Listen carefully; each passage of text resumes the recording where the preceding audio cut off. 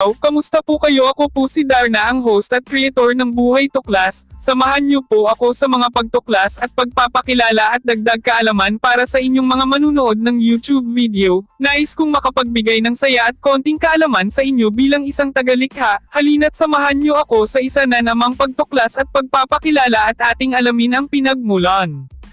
Sinaksihan ni Pangulong Ferdinand Marcos Jr. nitong Miyerkules ang paglagda sa Department of Justice National Prosecution Service, DOJ-NPS, Rules on Criminal Investigation, isang hakbang na aniya ay haantong sa isang mas matatag at tumutugon na sistemang legal sa bansa.